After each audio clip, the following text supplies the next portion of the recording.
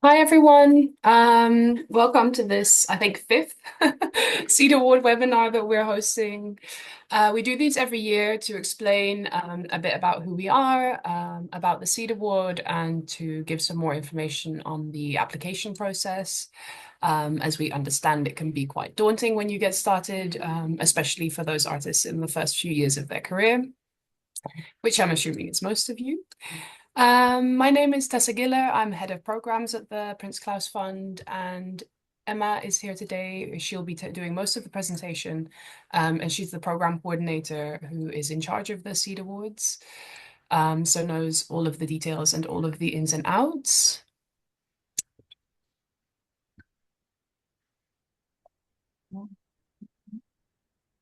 Yeah. So, the Prince Claus Fund is a independent arts and culture foundation.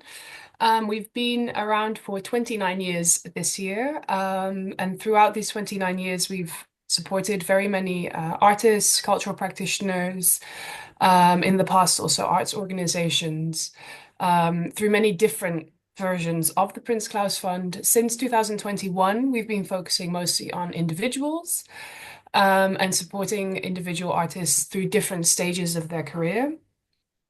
One of the most important parts of this is the Seed Award, where we support 100 young artists every year in the first 5 to 7 years of their career. So this is really for emerging practitioners. Often it's the first individual grant that people receive.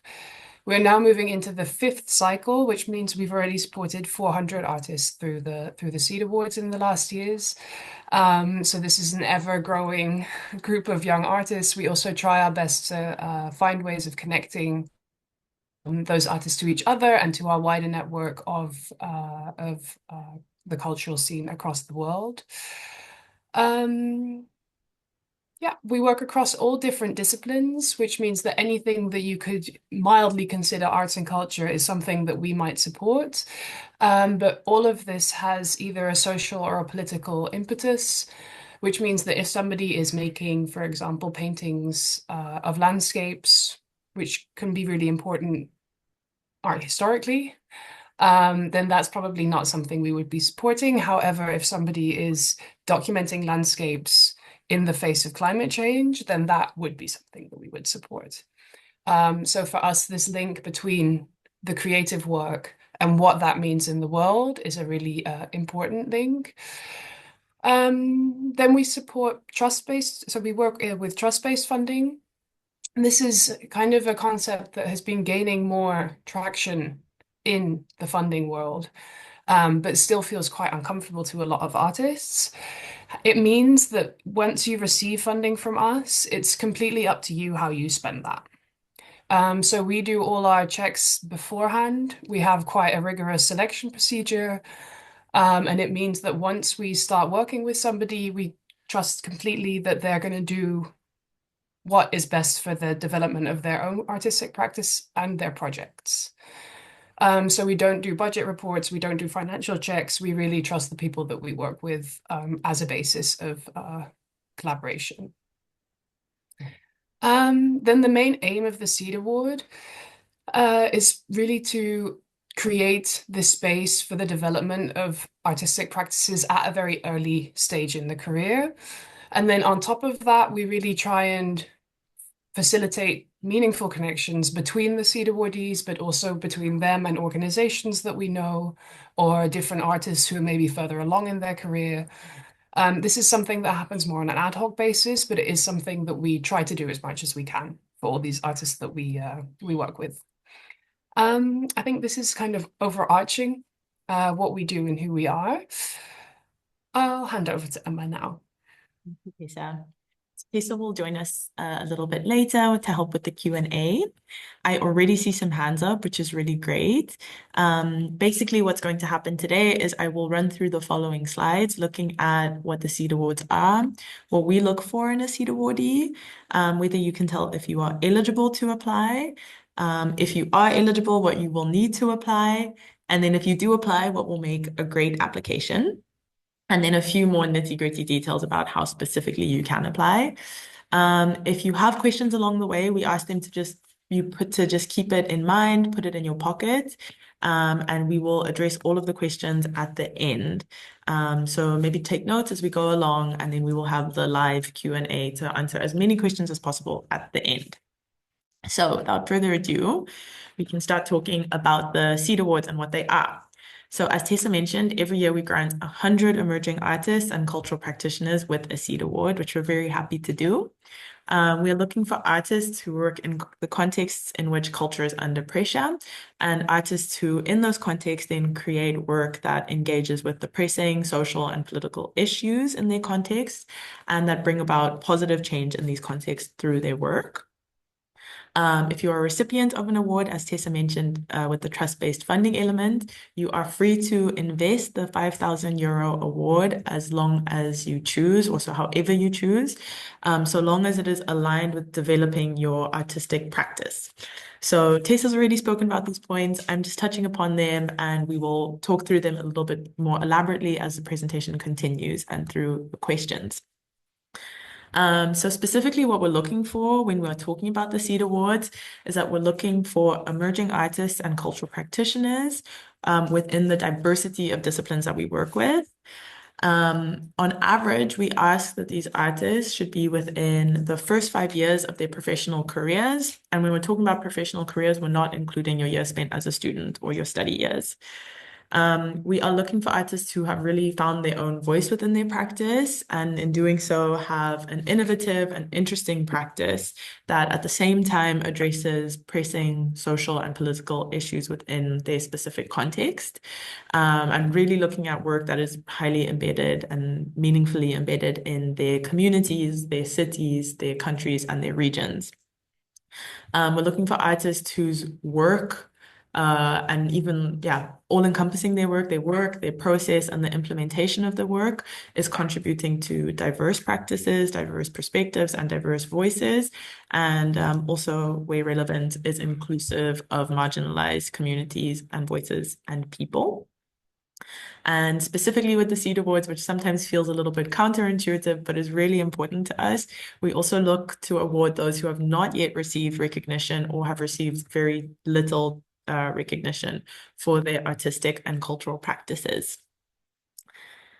So if you think, okay, I meet all of that, that sounds good, then there are a few more things that we want to check that you meet in terms of an eligibility criteria. These are a little bit more nitty-gritty, so please pay attention, because I think this is where sometimes we can receive some confusion.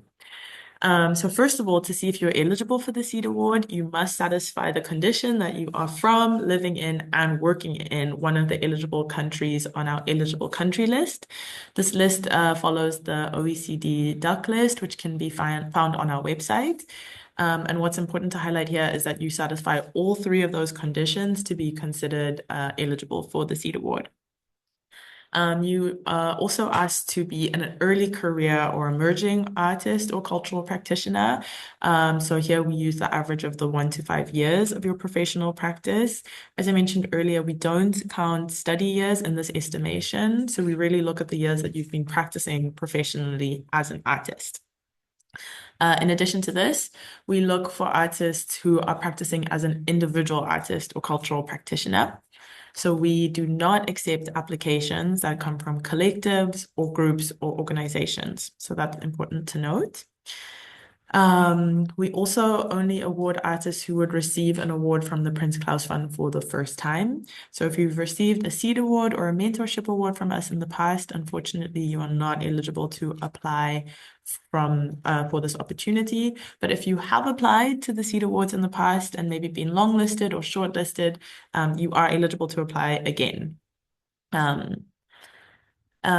We also look at your artistic and cultural practice, and what is necessary for your eligibility is that your artistic and cultural practice is dedicated to addressing social and political topics that are relevant to your local context. So what this means is that we do not accept applications for work that is not socially engaged. That's really important to the atmosphere and intention of the SEED Awards. And lastly, it's also very important for us that your work is embedded in the field of art and the field of culture. So if your work has an artistic element or a cultural element, but is actually largely embedded in academia and revolves around academic research, or if it's largely embedded in the field of development, unfortunately, this means that you are not eligible for the SEED Awards.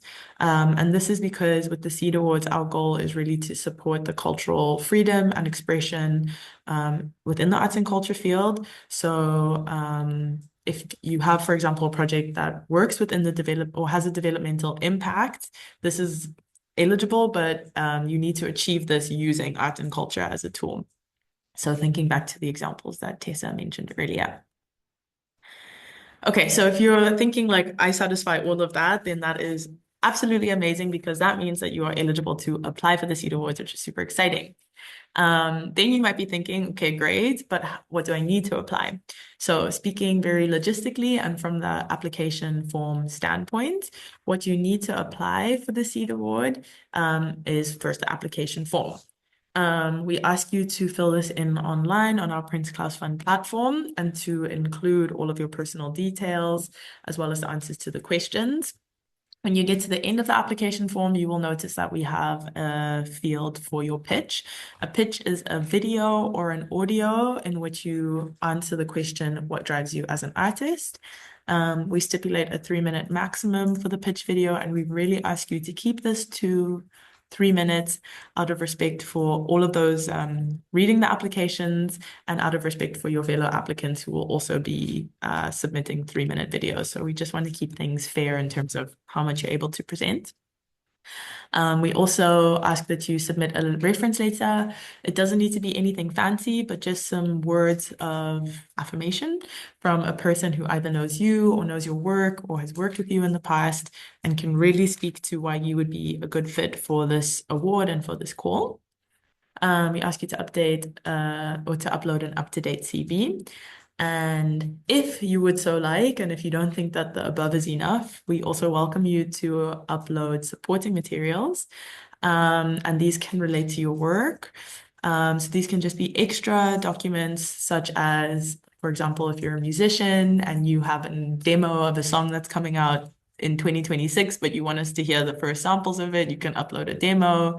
You can upload reviews of your work by other people, or maybe interviews that you've been on that we could maybe find on YouTube, for example.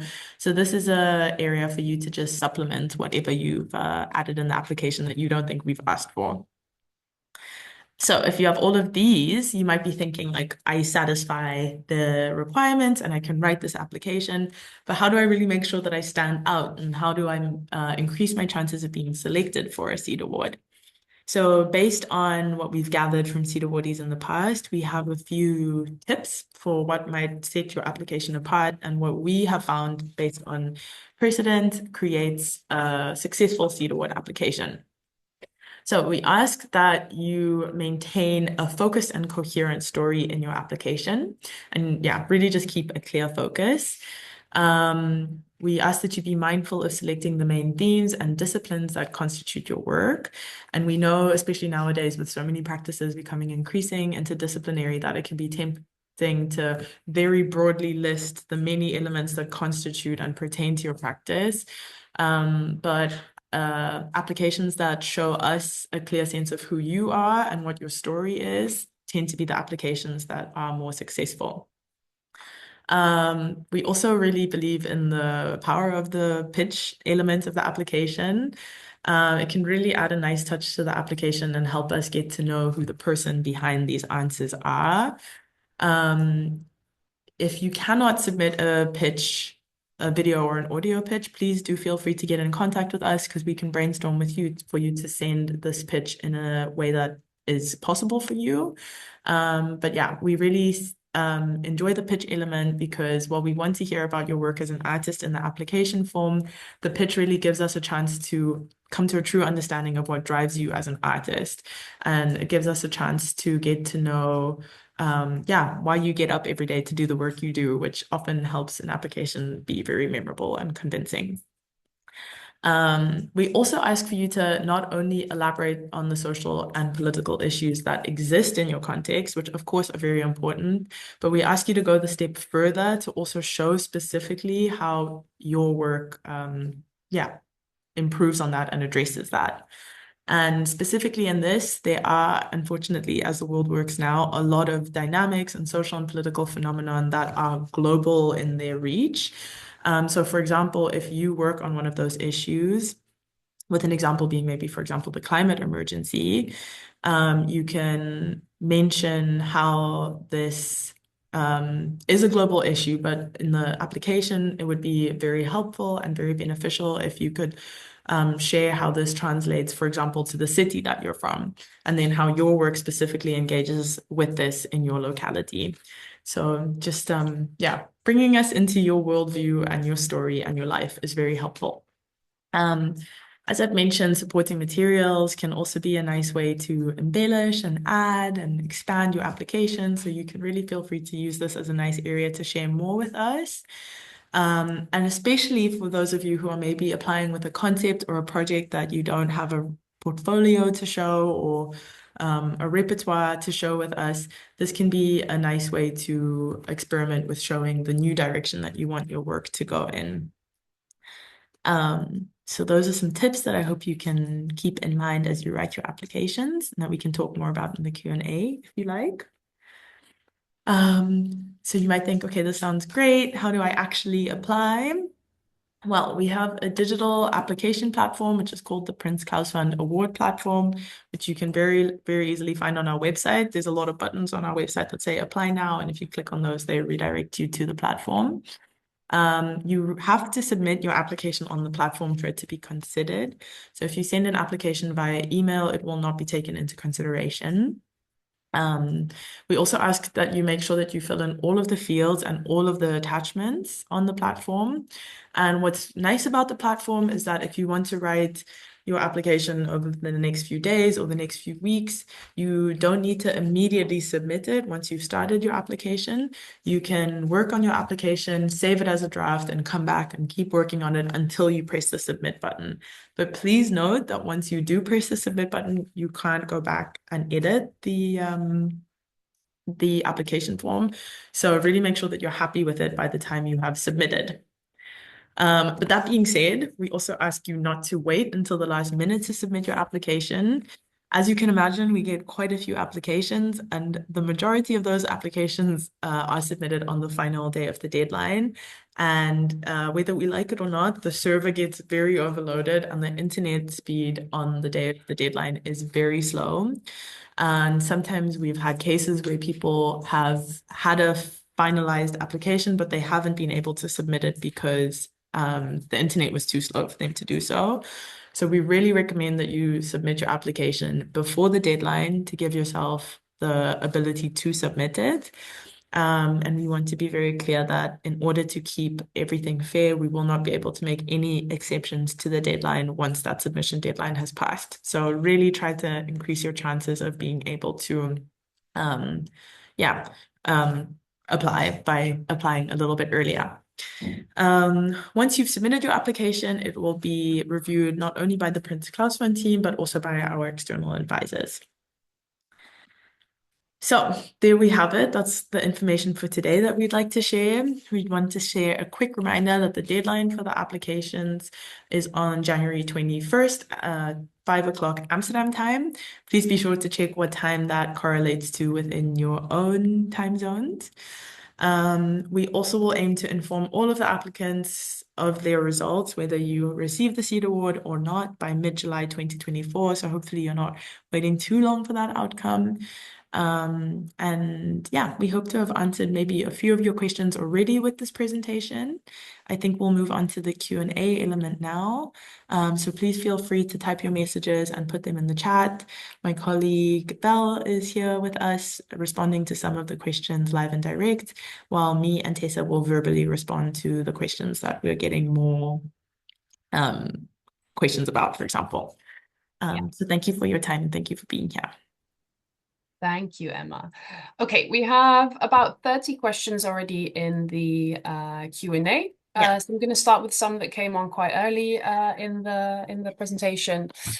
So firstly, how do we define professional practice? For example, if somebody has been doing a different career besides their creative career, but how did they define that within the first 5 years? right. So I think that this is one of the harder eligibility criteria to define. I think we consider the professional practice as when you have started to treat art as your profession. So definitely not including your study years. I think sometimes we get questions about, I'm an amateur, does that count as a professional practice?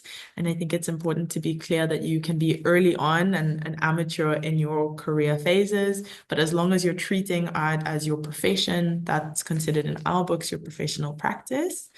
If I understand correctly, I think this question is also sort of alluding to the fact that, yeah, some people have many different branches of income coming in or many different hustles, and how do they then regard their artistic practice in relation to that? I think it's hard to put a precise finger on, but so long as you yourself are treating it as a profession, we would consider that when you started to treat art as a professional practice. Yeah. Then there's somebody else asking a similar question, but about artists who've had a commercial career but are now starting their visual arts career. Can they apply? Maybe I can just follow up on what Emma already said. If your commercial career was like working unrelated to the arts, not as a commercial artist, then obviously that doesn't count. However, if you've been exhibiting for 10 years and now are doing something else with your artwork, then you've still had more than 10 years in the creative scene. So I hope that kind of explains. If you're changing discipline, it kind of like if you've been a musician for 5 years and now are becoming a visual artist, there's a little bit of wiggle room. But if you've been a musician for 15 years and now started to do a visual art career, then you still have quite a lot of experience working within the cultural scene. So hopefully that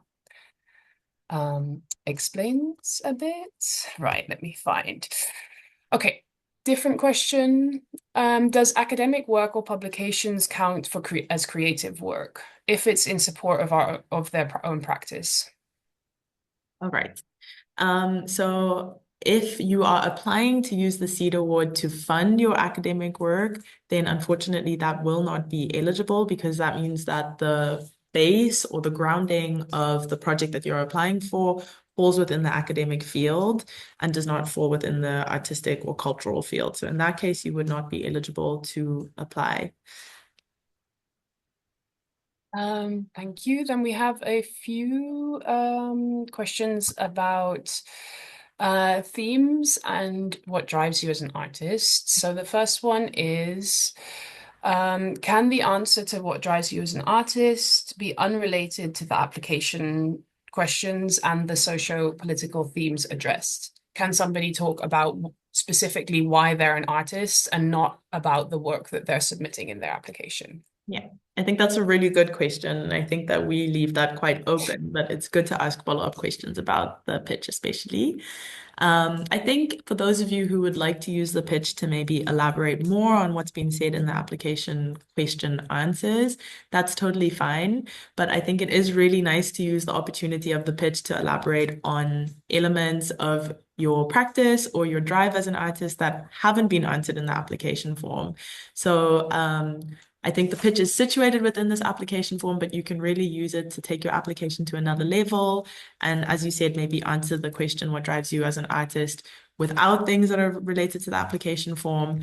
And another thing that I wanted to maybe add is that you could use the pitch to showcase skills as opposed to talk about them. So for example, if you're a musician, you could use the pitch to show your music instead of talking about it in the application form. Or if you're a filmmaker, what's a better opportunity to show your filmmaking skills than making a video pitch?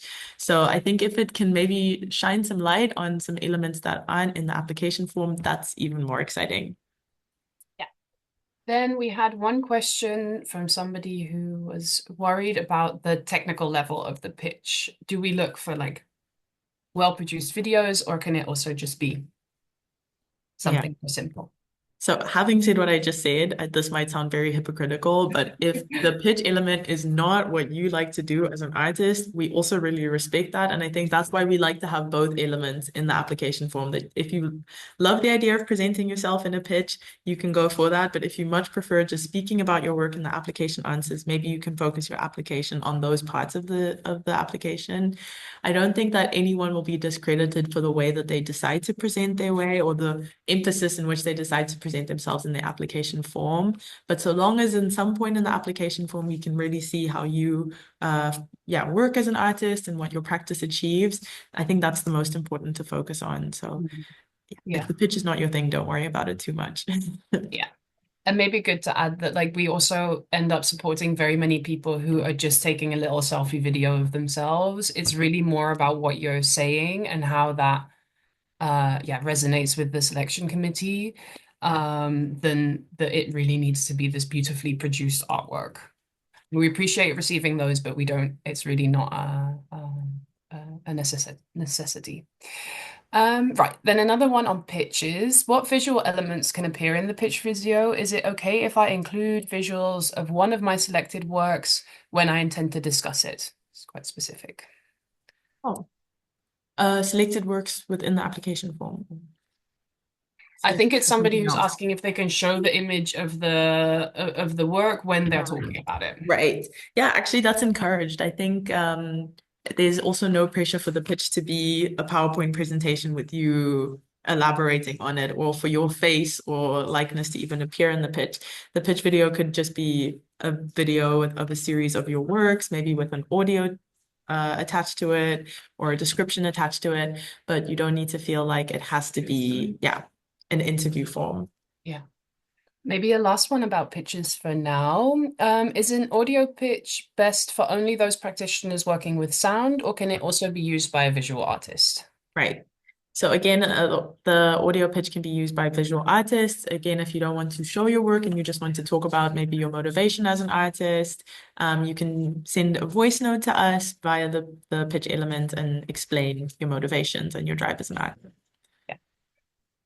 Then we have a few questions about how we define socially and politically engaged work. Could we provide some examples of this?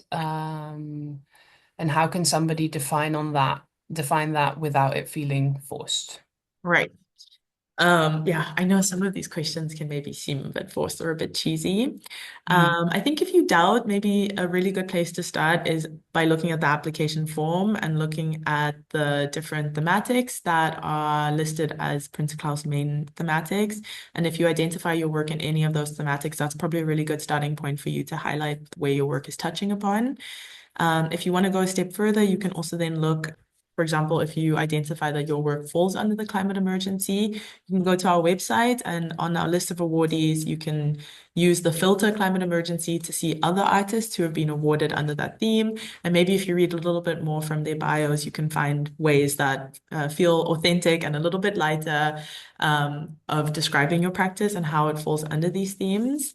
And again, when thinking about the themes that your work touches upon, looking around at your local context and maybe seeing what is happening in your local context that motivated you to do the work that you're doing in response to what's happening is also a very Mhm. genuine way of figuring out what the themes that are most important to your work are.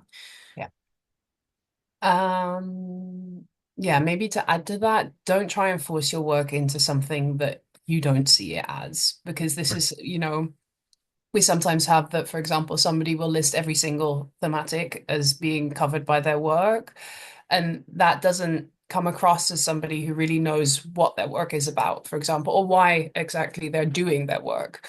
So really also stay true to yourself. Like obviously the thematics are limited because we can't have every single sub-theme up.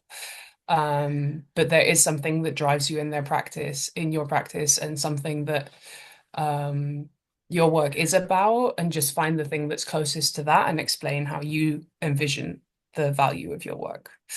One that links into that is, how do we know if our work is related to social issues? Can it also be current issues like internet culture? Right.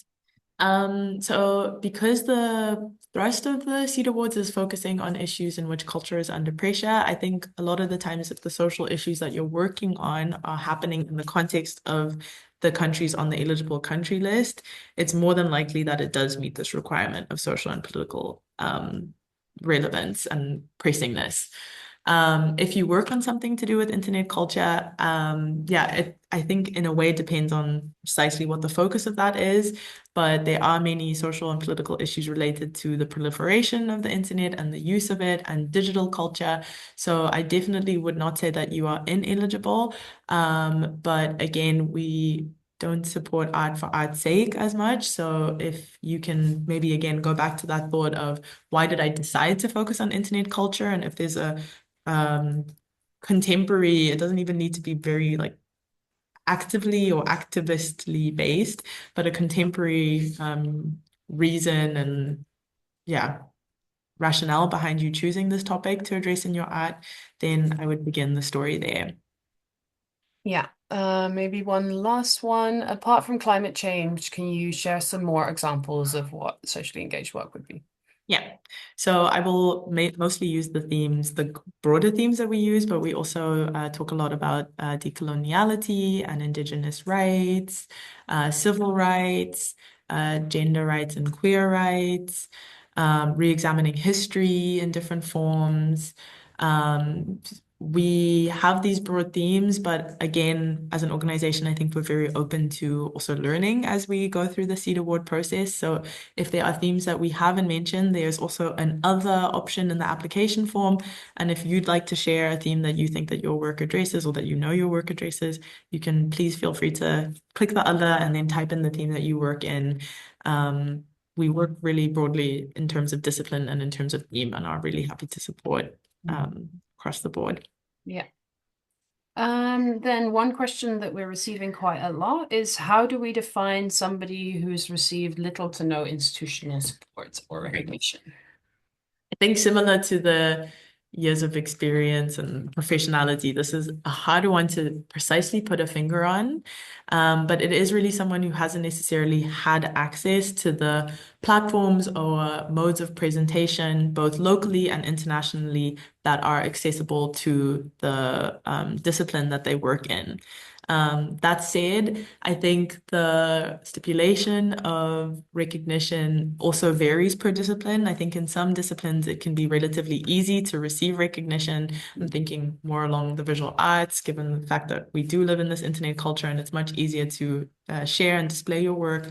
Whereas, for example, maybe someone working in architecture would have fewer opportunities to share their work publicly or widely. So we do also look at this on a disciplinary basis, and we try to look at this relative to what the opportunities within your discipline are. But generally, if you haven't had many opportunities to exhibit locally or share your work locally, and especially internationally, we consider this little to no recognition for your work.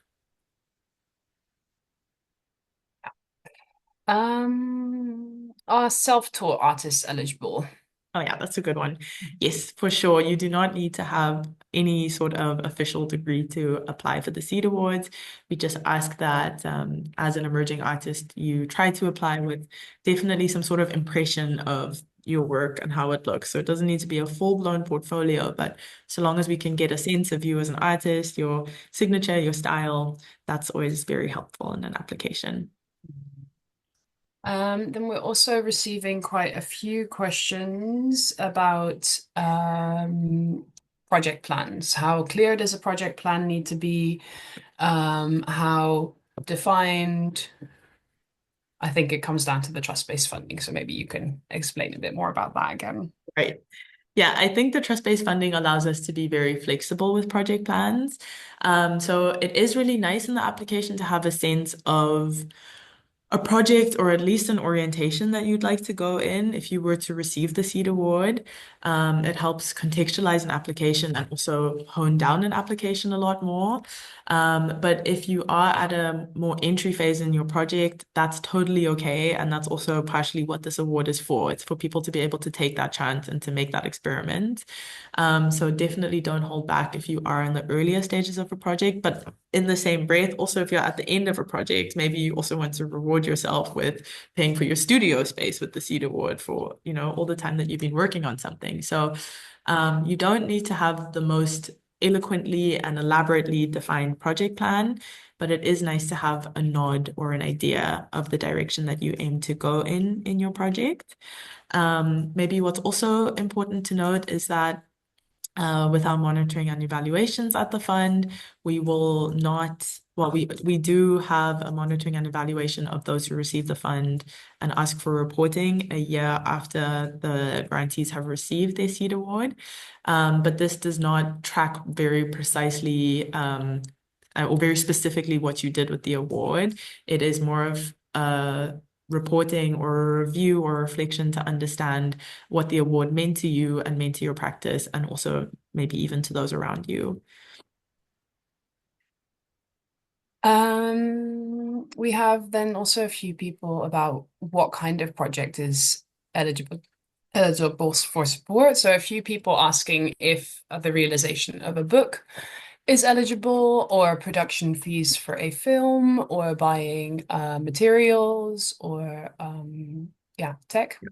Yeah, this is also nice because it goes back to the trust-based funding. And I think so long as what you're spending the Seed Award on, if you can say that this has benefited my artistic or cultural career, that means that that's a project that is eligible and that's within the realm of the Seed Award. If I'm thinking on an application basis and thinking of reading applications in the past, what might hold back an application is if you have dreams that are so big that we can't really imagine the Seed Award helping.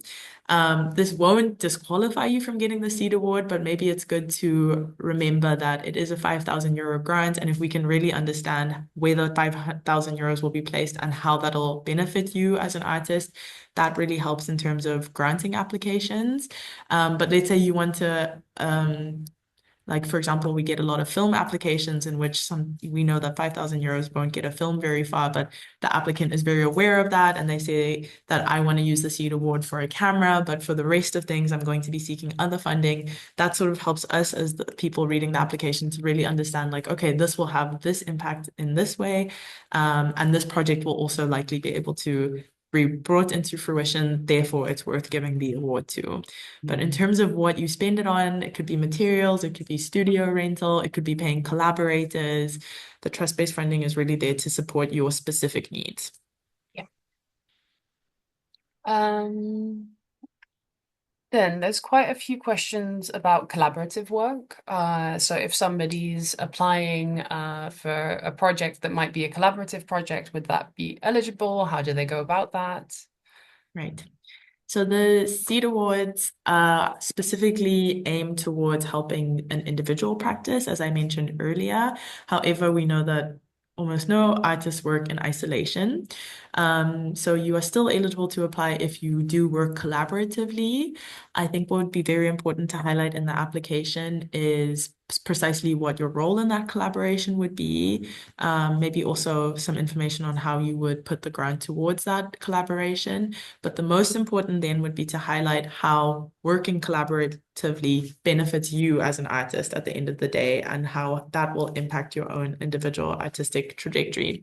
So it's not something that we discredit anyone on, but really the thrust of the understanding needs to be on how it will help your individual artistic career. Mhm. We've also had a few questions on people collaborating specifically, if they should apply as a duo or as separate artists. Right. So definitely, if you are collaborating as a duo or an organization, please do not apply as a duo or as an organization, because you will be immediately marked as ineligible. So really apply individually and then show how your work as a duo or as an organization will benefit you singularly as a individual artistic or cultural career. Um, Also, just to say, there's a few people sort of asking for their questions to be answered. We have 100 open questions, so we're doing our best to get through all of them, but we won't manage to answer the 200 questions in total that we've received. There is a lot of overlap, so it's also worth going back to both this recording when we're done, and the recordings that we've done in the past 4 years, where maybe questions were answered slightly differently. Um, the recording will be uploaded also after the session onto our YouTube, and we'll send out a social media notification that it's up. And then if anything is like super outstanding, you can always email us as well at awards@princeklausfund.nl. Right, we have a few questions about language. Do additional materials and the pitch need to be submitted in spoken English, or are there ways around that? Right. So the only part of the application that needs to be written in English are the application questions. With the pitch video, it's sort of in between. If it's recorded in a language that isn't English, we ask you to transcribe the words of the pitch into English. You can use this using language tools such as DeepL, which we also have listed on our website. And then all other supporting materials, so your CV and your supporting materials that you upload, do not need to be in English. And maybe what's also good to highlight is that we are not judging you on the level of your English. So if you write it in a language and put it into a platform like DeepL, we won't be judging the grammar. We just really want to understand you and your work as an artist. Mhm. Um, right, let's see. What way are we gonna go? There's quite a few questions, maybe then going on to the supporting materials, about how many supporting materials people can submit, what kind of supporting materials, if it's a portfolio or other. Right. So we on the platform ask that you upload a maximum of 6 supporting materials. These can be different supporting materials.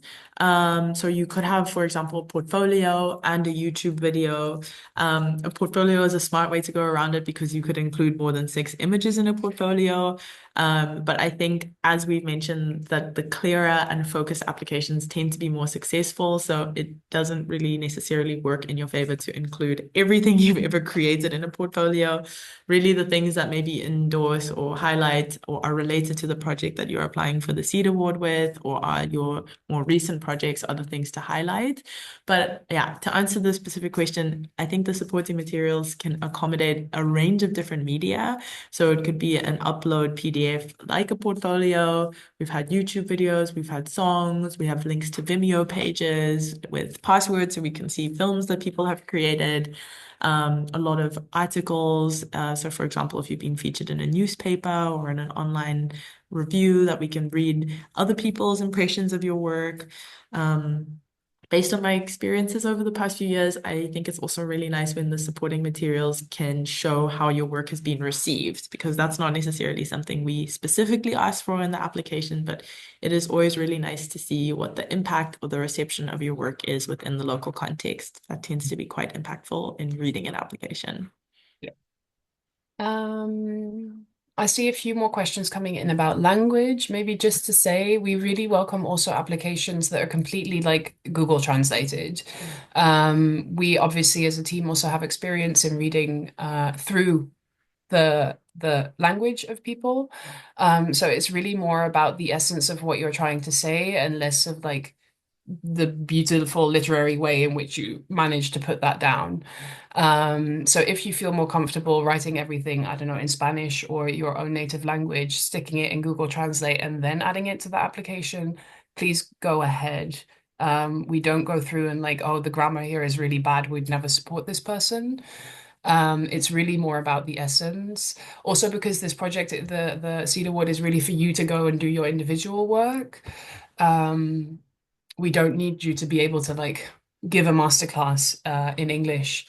So really feel free to do what feels best for you. Okay. Maybe some questions about reference letters. So some people saying that they were more stage performers, like who would they ask a reference letter for? Other people asking if they can ask people from their previous degrees for a reference letter, if it can be somebody close to them. Yeah. Yeah. So we really are not strict about who writes the reference letter. If it's anyone who knows you or knows your practice or has seen your practice, that is someone who can write a reference letter for you. A little tip that I would give that I always find useful in a reference letter is if your referee can also write a little bit about your context, because then we can also really see very clearly how your work relates to that context and yeah, the embeddedness that it has there. And that's always also very helpful. So on paper, it's anyone who knows you and your practice, but also if it's someone who can speak to your context and how your work is related to that, I think that that's like also quite a nice bonus. Yeah. Then we received one if it can also be a colleague. Yes, it can definitely be a Consider. colleague. We've had a reference letter from a partner before, which Yeah. I'm not sure was the most professional, but we accepted it. So Um, then the last one, maybe on references, somebody asked if they meant to write the reference themselves and then inform the person, or that the letter needs to be written by. yeah, I think it would be great if the letter is written by your referee, especially as I said that it's then someone who can really speak to your practice. And I think if we've received an entire application written from your perspective, it's really nice to then receive the reference letter from someone who is approaching it from their perspective. It adds a lot of depth and richness to the application. Mhm. Then we also have some questions about how you write an artist statement, and how you answer questions. We have on our website a toolkit called the Application Writing Workshop. We can share it, or you can Google it. If you can't find it, you can email us and we'll send it to you, which is a toolkit that other organizations can use to host workshops on how you write an application. There's a lot of details in there about how you go about writing, for example, an artist statement. So I would suggest looking at that. But really, as we said before, we're really looking just to understand you and your practice more and less to how beautifully you and creatively you can write an essay about yourself. Okay, let's see.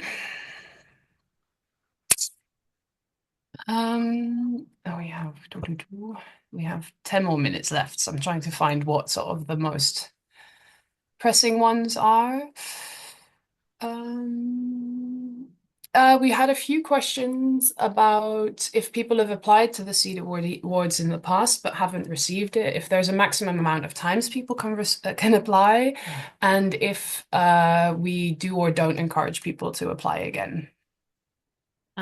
So definitely there is not a maximum to which you apply. I think the maximum depends on how much you're willing to apply, how many years in a row you're willing to apply. We definitely encourage you to reapply. So for example, last year we had 2,300 applications and only 100 were awarded, which means that a lot of the time people who have very strong applications are not awarded, and that's only because we do not have the capacity to award them, not because their applications were not suitable for the SEED award.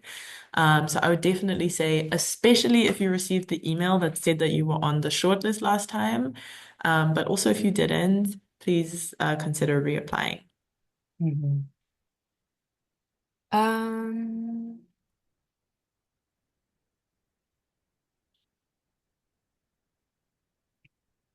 Quite a few questions again about the 5-year eligibility thing. I think for this, we really recommend rewatching the the recording. Um, I think maybe Emma, you could say a few words about like how hard the cutoff is at five years. But otherwise, for those questions, I would really recommend going back to the recording. Yeah. Yeah. Yeah, I guess that there's a lot of questions because it is quite ambiguous. I think the 1 to 5 years is definitely based on an average and an aim for the emerging artist element of the SEED Award, but it is not a harsh cutoff point.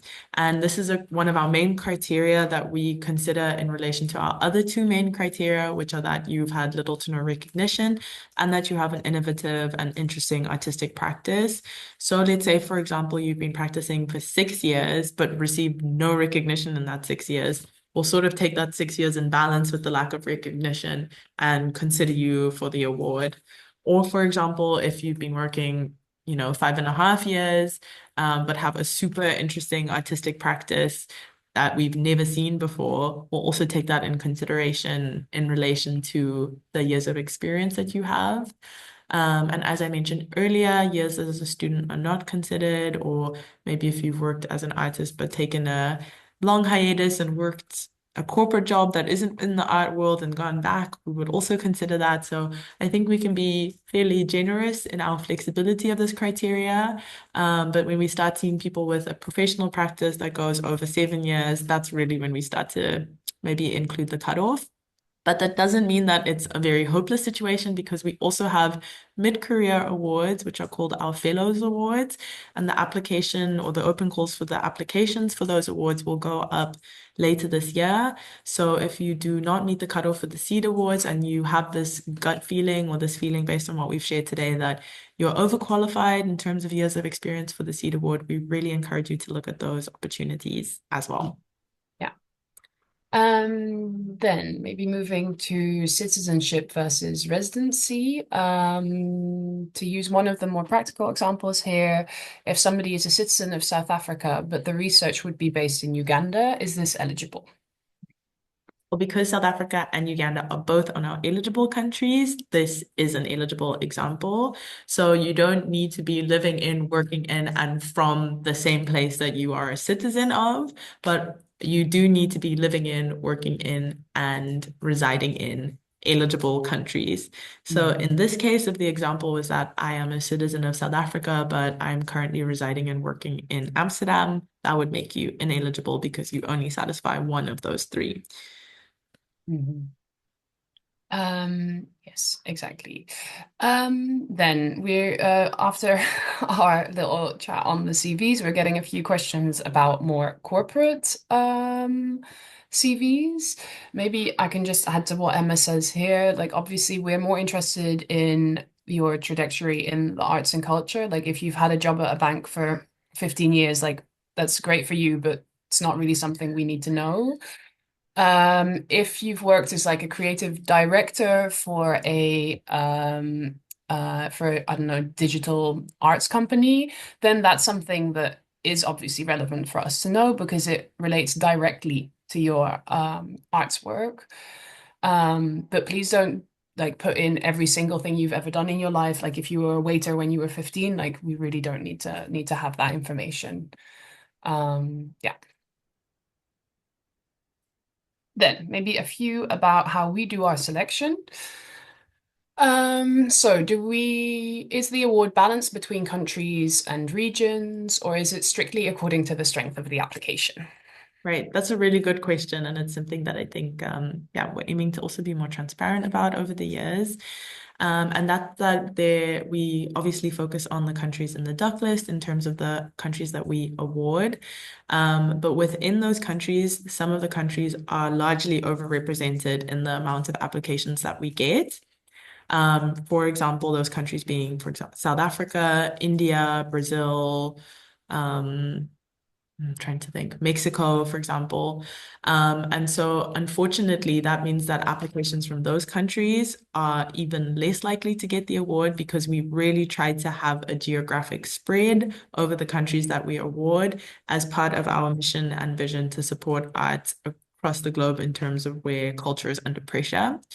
Yeah, this is not something that we're necessarily happy to share, but it is the honest truth of how we go about the award.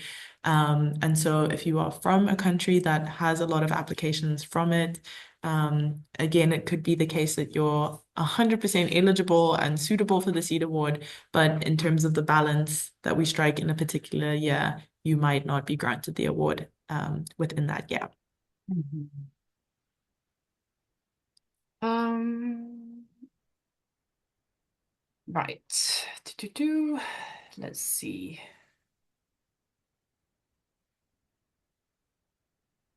Um, we're almost coming to the end of our time. I think we'll do another 5 minutes.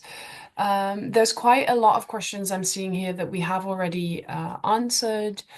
Um, so I would suggest also, yeah, going back through the Q&A and maybe the presentation as well. Um, let's see, what would be a good one? This one maybe we've seen this a few times. If is it okay to apply with a new project that you don't have any materials or not many materials, and especially not outputs from? Yes, that's definitely eligible and definitely allowed.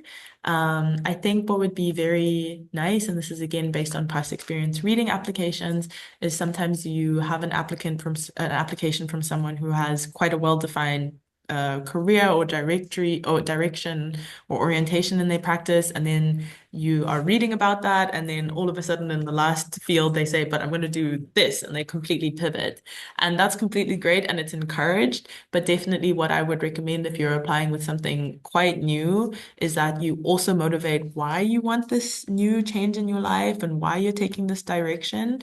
And maybe you can also include in your application samples of work that you've done that's unrelated, and you can let us know that it's unrelated to this new project. But at least that also gives us an impression of your artistic voice and your artistic repertoire until this point.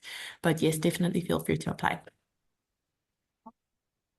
Um, then a few questions about if we present the work anywhere once it's done. Right. So we don't outright present the work once it is done. You can feel free to send us an update when you're finished with your project, and we'll share it usually within our team. What we will present based on your application is what comes in the communications tab on the application form. So within that tab, we ask you to share a bio, we ask you to share some images of your work, and if you are selected for the Seed Award, we will share your bio and your images of your work and maybe links to your websites in an online profile that stays on our website. Mm. But beyond that, we don't do any showcases of work. Yeah. Then last one. What's the purpose of asking for a role model? Right. So I think you'll notice that's an optional question. Um, I think to be fully transparent, it's always really nice for us to be able to see if there's people who we know of and in our network who we can see are role models, because part of the goal of the Prince Claus Fund is to support artists in very many stages of their career. And if we can see that there is career development within our network, I think that's also really great. We're definitely not judging you on your answer. So whether it's someone we've never heard of or someone we see on social media every day, that's not necessarily what we use the question for, but it's really more to be tracking our art networks and also a little bit about your positionality regarding your work. So Yeah. sometimes you see that people make their role model their mother, and that's really nice and heartwarming to see, but sometimes applicants use it to motivate a specific inspiration that inspired their career. And that's also really interesting to maybe see the genesis of someone's artistic drive. But it's an optional question because it's totally a bonus, and we are not accepting or rejecting applications on the basis of the role model question. Mhm. Absolutely.